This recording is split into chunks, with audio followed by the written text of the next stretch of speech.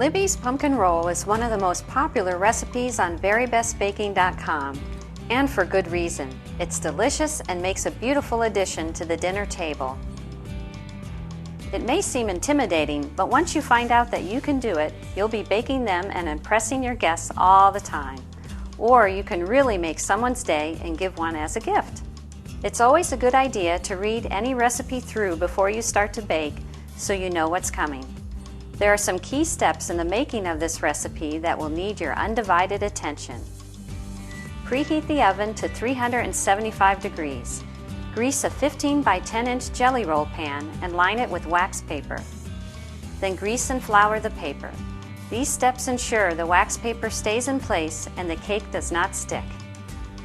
It's important to use the right size jelly roll pan or a cookie sheet with sides. Otherwise, your cake might be too thin or thick to roll. Sprinkle a thin cotton kitchen towel with powdered sugar. Make sure you use a thin towel that doesn't have a looped fiber surface. Now it's time to start making the cake. Combine the flour, baking powder, baking soda, cinnamon, cloves, and salt in a small bowl. Then beat eggs and granulated sugar in a large mixer bowl until thick. Now for the star of the show, beaten Libby's pumpkin.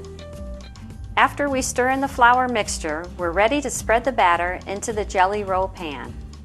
If you want to add the nuts, now's the time. Sprinkle them over the top. Bake the cake for 13 to 15 minutes. If you're using a dark colored pan, it may bake a little more quickly, so start checking your cake at 11 minutes. Check to see if it's done by carefully pressing the top of the cake. If it springs back, it's done. Don't overbake the cake or it will crack when you try to roll it later. Don't let the cake cool. Immediately loosen the sides of the cake and turn it onto your towel. Carefully peel off the wax paper. Roll up the cake and towel together gently, not tightly, starting with the shorter end. Try your best to keep the edges even. Now you can cool the cake completely to room temperature on a wire rack. This will take about an hour. You don't want it to cool much longer than that. It will become more difficult to unroll. While the cake is cooling, we can make the filling. Beat the softened cream cheese, 1 cup of powdered sugar, butter and vanilla extract in small bowl until smooth. Carefully unroll the cake and remove the towel. Spread the cream cheese mixture over the cake close to the edges. Be very gentle so that you don't tear the cake.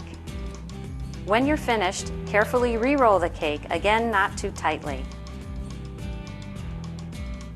Wrap it in plastic wrap and put it in the refrigerator for at least an hour. This firms up the cream cheese filling and makes it easy to slice. Right before serving, you can sprinkle it with powdered sugar. If the roll cracks a little, it's not the end of the world. Just dust with more powdered sugar. Then cut a few slices to show off the beauty of this dessert. It looks so good, I almost don't want to eat it. I said almost.